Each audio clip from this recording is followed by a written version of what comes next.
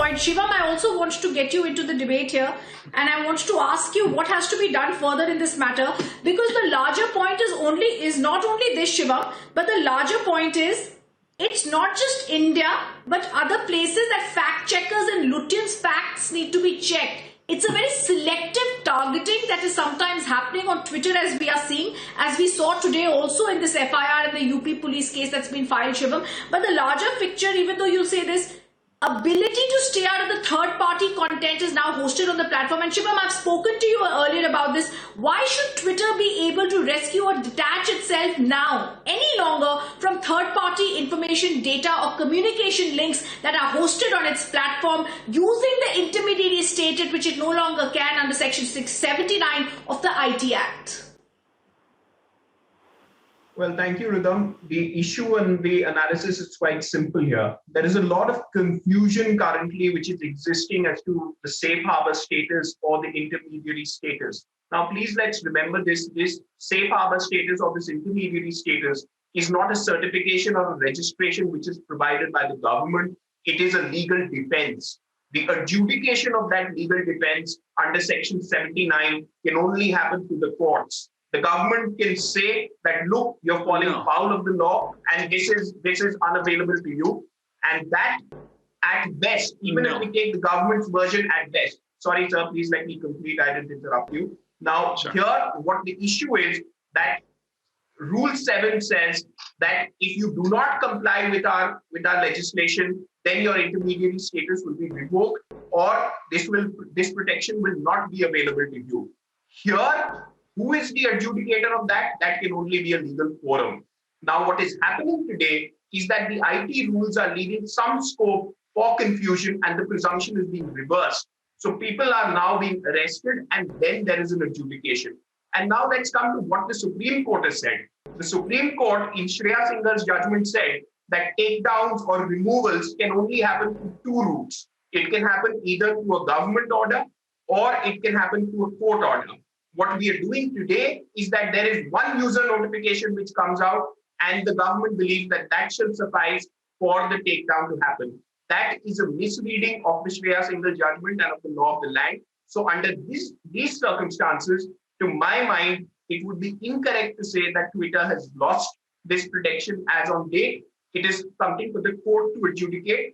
And if we were to take this version at its fullest, then what will happen is that there will be a chilling effect on free speech. Now, nobody here is saying that please have Twitter not comply with the laws.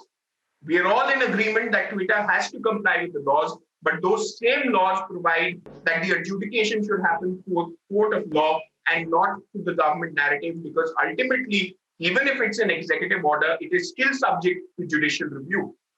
That is the limited point I'm trying to make here. Okay, let me respond, Ridham, just half a minute.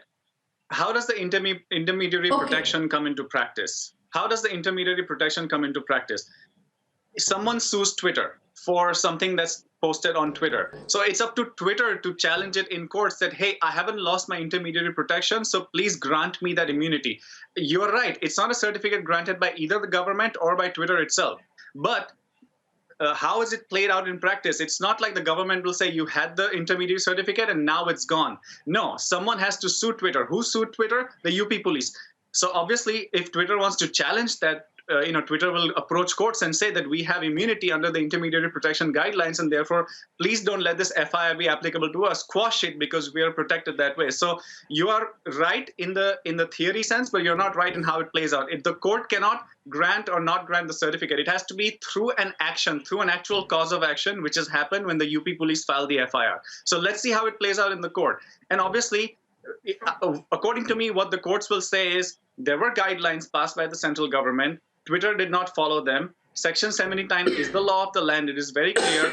There's actually a clause C, I believe, which says that if you don't follow the central government guidelines, you lose the intermediary protection. So I think it's a fairly clear and open case, unless the High Court itself quashes the guidelines altogether, which is a different thing. But I don't think there's anything unconstitutional in the guidelines per se. Well, just to quickly respond to that, the fact that it's Okay, been I want challenged Nupur to come today across several courts indicates that there is something which is truly amiss. And whether it comes Okay, to Shiva, make your small point interpretation and in then I go practice, across to that's Nupur. also. She wants to make a point. Yeah, and its interpretation in terms of practice. Now here we are reversing the burden.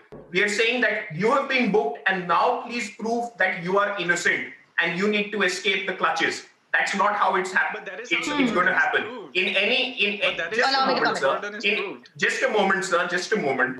In any criminal prosecution, anybody who's accused is entitled to the presumption of innocence. We cannot say that merely because an FIR has been lodged, this protection ceases. So that is something which, if we were to accept at face value, then registration of an FIR sounds the death knell for rights. So that, to my mind, is a misapplication of the law and a misreading.